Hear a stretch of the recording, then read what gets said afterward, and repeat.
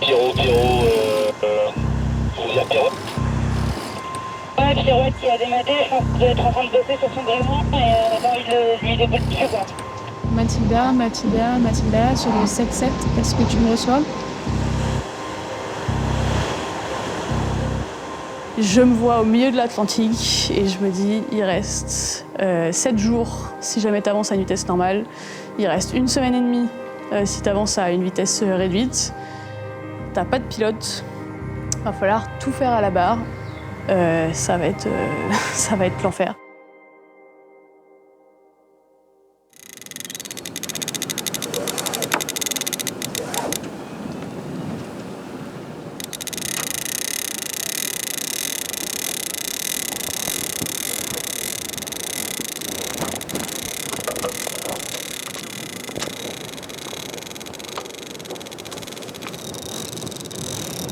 C'est bon comme ça, Julien. Merci beaucoup.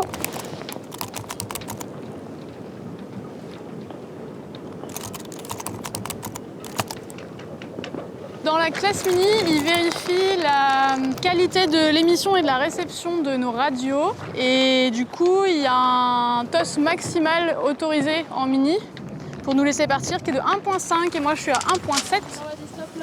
Ce qui veut dire que j'ai des petites pertes soit dans des connexions qui sont mal faites, soit dans mon antenne ou mon câble qui sont un peu trop vieux, soit ça peut être dans le splitter aussi, ou dans la VHF. Et avec tous les tests qu'on a fait les 2 derniers jours, il s'avère que ça pourrait potentiellement être l'antenne. Du coup là j'ai une antenne toute neuve qu'on va installer et ensuite on va refaire les mesures, voir si ça change quelque chose ou pas.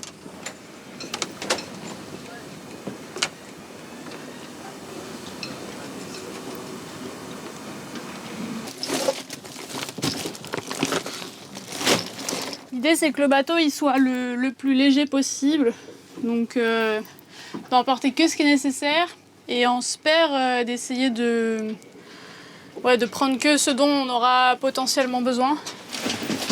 Donc ça c'est ce que j'ai choisi de ne pas prendre. Par exemple ça c'est une interface pour le lock et le speedo, donc la profondeur et la vitesse du bateau. Et je me dis que bon, si le mien arrête de fonctionner, c'est pas la fin du monde. Ça, c'est le sac de bouffe que j'ai commencé à faire hier. J'ai un peu vu large. Du coup, va falloir faire le tri avec ce qu'on a trouvé là. Ça, c'est quoi? 1, 2, 3, 4, 5, 6, 7, 8, 9, 10, 11. On est à 11 jours, c'est pas si mal en fait. C'est ce qu'on vous en met comme nourriture, ça? Oui, c'est ça. Donc il y a du lyophilisé, déshydraté, c'est ça? C'est ça, exactement. Ah ouais. Il y a ces sachets-là, c'est du lyophilisé. Donc il faut mettre de l'eau pour que ça gonfle et que ça réhydrate. Et ces sachets-là, c'est de l'apertisé. Donc c'est un peu l'équivalent de comme un bocal ou un peu sous vide à peu près. C'est un peu le même principe. Et donc là, ça a vraiment la vraie consistance de la nourriture. D'accord. Ceux-là, ils sont un peu plus lourds, mais ils font plaisir quand on les mange. Bonne route. Merci. Bon courage. C'est la première fois que je traverse l'Atlantique. Ah oui. Ouais. C'est pas la première course que je fais, parce que pour se qualifier, il y a tout un paquet de courses à faire. Mais c'est la première fois que je traverse l'Atlantique. Mais ça doit brasser. Mais on verra. Vous n'accompagnerez pas. Ça tombe bien parce que c'est en solitaire. Et gros bisous. Salut. Salut. Que belle. Ah, c'est toute belle. Bah oui, j'essaye de prouver que sur les pontons, on peut quand même être habillé avec style. Regarde. I'll tell you what, mate, it's so good. You are so ready. I'm playing my best. No, you are. You are. Bah c'est assez libérateur de rendre son téléphone, c'est pour ça que je le fais toujours un peu en avance parce qu'après on est tranquille psychologiquement en fait. Là. Et là depuis une semaine, je pense. Il y a un sac repas qui t'est offert pour ce midi par la boulangère. Nickel, merci beaucoup. Et t'as le menu à l'intérieur. Ok.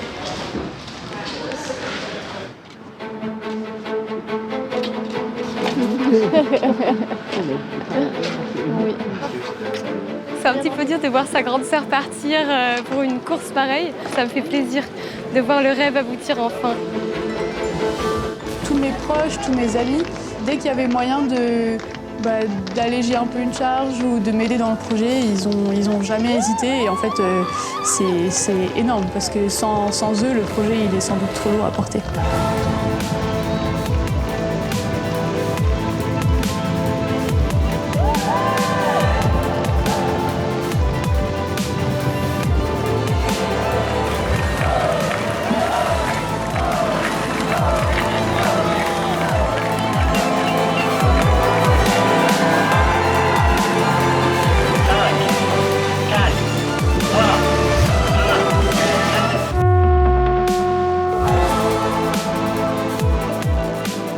J'ai commencé vraiment la voile de compétition et d'équipage, j'avais 20 ans quoi. C'est-à-dire que le petit bateau de mon papa, c'était, enfin je pense qu'on faisait peut-être une croisière par an. Et donc ça a été un peu le premier pas que j'ai mis et il nous emmenait à la route du Rhum. Ça a été un premier déclic où je m'étais dit en fait ça peut être un travail, ça peut être un avenir.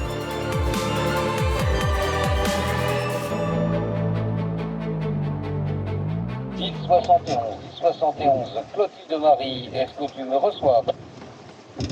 Oui, bonjour, je reçois fort et clair. Tout va bien à bord et ma position, c'est le 46-39 du nord, 11 ouest. Ok, je répète la position du 10-71, 46-39 et 2-11, exact? Exact. Ben, passe une bonne nuit. Merci, moi aussi. En fait, dès qu'il y a du vent, je passe en mode Pac-Man, c'est comme ça que j'appelle. C'est-à-dire que je mets comme target le bateau qui est juste devant moi à l'AIS, je le double, je mets comme target le bateau qui est juste après, je le double et ainsi de suite. On savait que c'était du costaud, c'était un début de transat, donc les gens n'avaient pas non plus envie de casser leur bateau. Et donc il y en a pas mal qui ont mis un peu le pied sur le frein et ça m'a permis moi de me replacer, on va dire, dans la flotte à la place où normalement je suis, donc un peu au milieu de flotte. Et on fait que de partir au tas tout le temps, c'est super violent, le bateau il tape dans tous les sens. Je suis trempée à l'intérieur, c'est le bordel et tout est trempé. On sait un peu qui fonctionne bien, qui a fait souvent des bonnes décisions météo et donc quand on les voit à l'AIS, c'est facile de se dire bon bah lui souvent il marche bien, il prend des bonnes stratégies, je vais le suivre. Donc c'est très confortable et j'avais décidé que pour la transat c'était niet, fallait prendre que mes propres décisions. J'ai fait des pointes à 18, 19 nœuds, les vagues elles me poussaient donc ça faisait des surfs, c'était vraiment impressionnant. J'ai été terrorisée du début à la fin.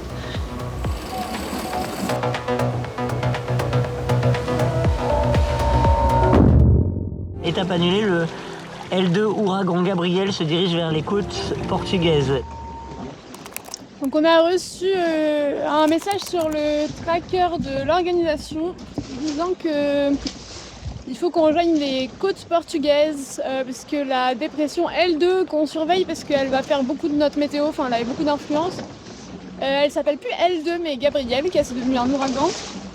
Du coup il nous demande de nous réfugier dans le port du Portugal le plus proche. Gabriel devrait atteindre dimanche le sud du territoire continental portugais. On n'avance pas parce qu'il n'y a pas de vent. Il y a encore 200 000 à faire, enfin 180 000 à faire pour aller jusqu'à Péniche. Est-ce qu'on va y arriver avant la tempête ou est-ce que c'est la tempête qui va nous donner un bon coup de pied au derrière pour aller jusqu'à Péniche quoi? Je rentre dans le port de Pénichet à la voile. Le vent il a commencé à monter peut-être 10 heures après mon arrivée. Ouais, c'était tout juste. Et ça s'est transformé en une belle aventure.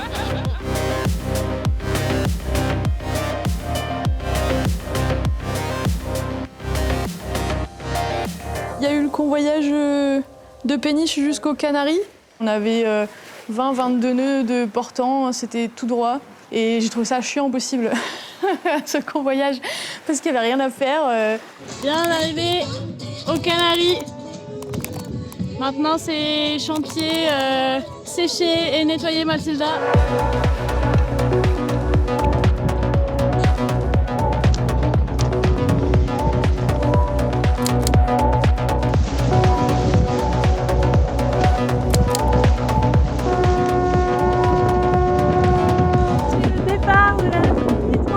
Étape 2.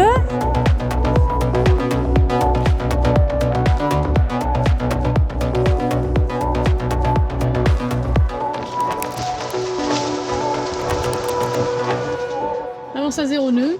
Et là, il va falloir faire quelque chose.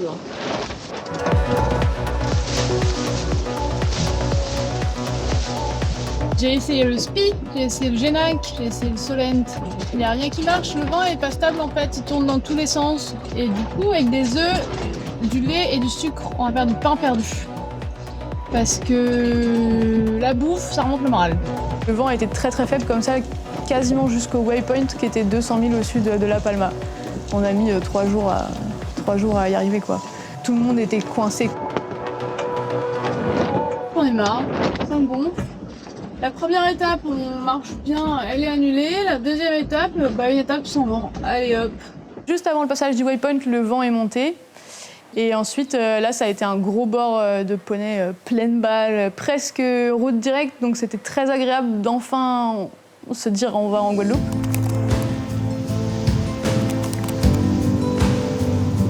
Ça avance enfin, donc ça fait du bien. J'ai bien dormi cette nuit. Et puis je suis en train d'essayer de recoller avec le groupe qui est devant moi. Et pour l'instant, ça apporte ses fruits.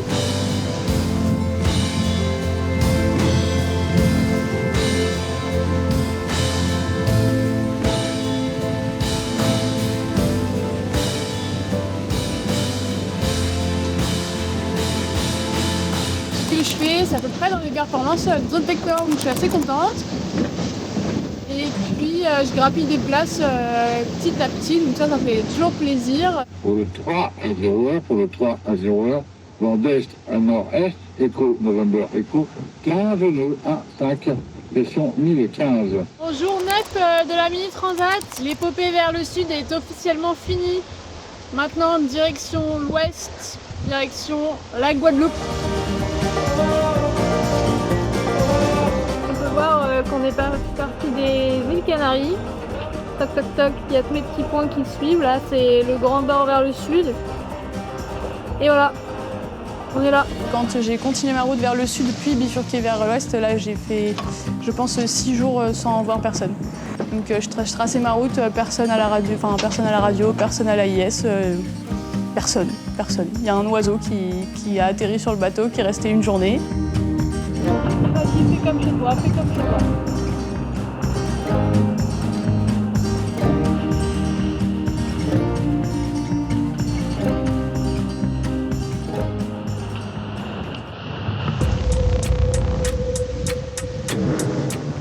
Il y a vraiment une rupture à ce moment-là dans la course. Mon pilote fait une erreur et s'arrête, donc le bateau part en vrac et tout. Je récupère le bateau et puis j'essaye de le réenclencher et le pilote automatique refusait d'agripper la barre, quoi. Mathilda, sur le 7-7, est-ce que tu me reçois? Donc je sors le pilote de spare et là le pilote il fait sa mauvaise tête, il voulait pas. Je récupère l'écoute du SPI pour l'affaler et là mon pied rip et donc je me retrouve avec le SPI. Les 2 écoutes tiraient sur les haubans et donc j'ai tiré de toutes mes forces, je l'ai récupéré et une fois que j'ai eu tout le SPI dans le cockpit, j'ai senti que mon corps, c'était une douleur, j'avais mal à tous les muscles. Là c'est foutu pour la course. J'arrive pas à trouver le problème de mon pilote, donc faut que je passe en mode aventure et que je quitte le mode course.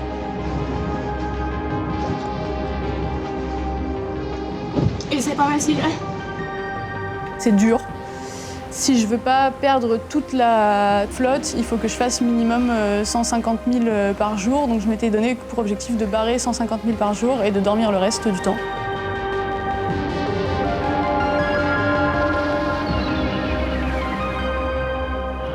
Et nous sommes actuellement sous pilote.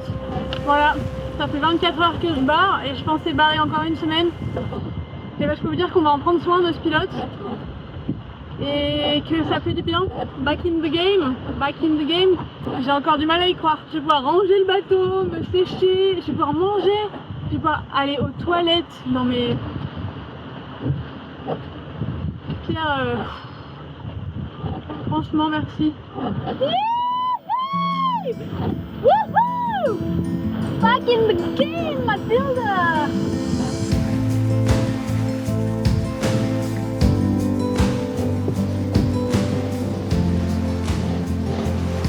Cette nuit, j'ai croisé Pierre, qui a le même pilote que mon pilote de spare, donc il m'a donné des pistes et ça a marché.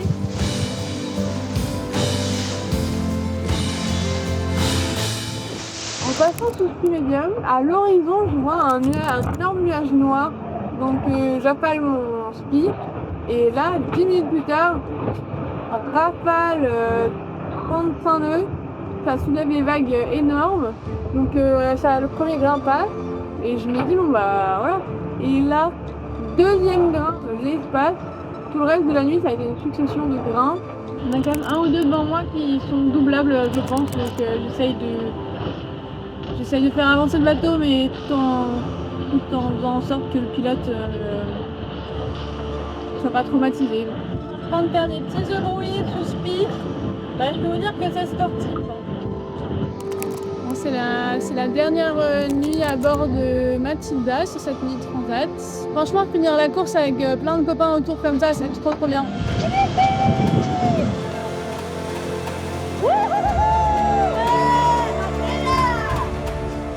Moi, pour le projet Mini, j'ai quitté ma coloc, j'ai quitté ma ville. J'habite plus à côté chez mon copain, j'habite pas à côté de chez mes parents, j'habite dans mon bateau. Et donc en fait, toute ta vie, elle tourne autour de ça pendant 2 ans. Et là, bah, c'est l'aboutissement, quoi. En fait, c'était ça qu'on était venu chercher. Et c'est toutes ces émotions-là, elles étaient au rendez-vous, quoi.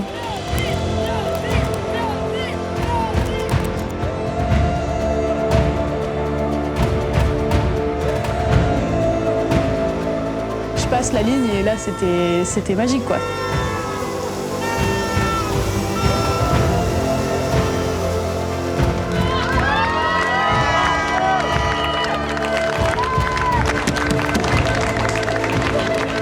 De faire un truc fantastique, mais j'ai l'impression que les gens voient ça comme un truc fantastique et du coup que eux derrière ça les pousse à se lancer dans des projets qu'ils avaient envie de faire.